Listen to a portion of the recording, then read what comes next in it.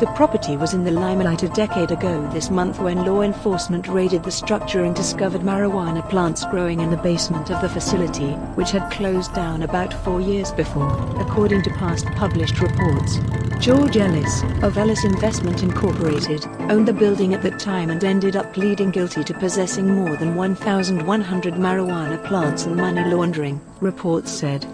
After years of tax delinquency and continued deterioration, the property was listed in the county's 2014 free and clear auction at $856 and ended up fetching the highest bid of the sale, $70,000, following heated competition between Hazildon area resident Pasquale Scalliot and businessmen affiliated with a nearby market in Delhi.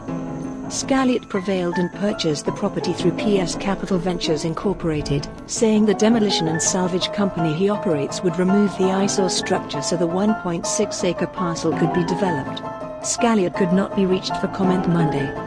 The promised demolition never happened, and the property is up for sale again because it now carries $24,233 in unpaid real estate taxes dating back to 2015, according to officials and records.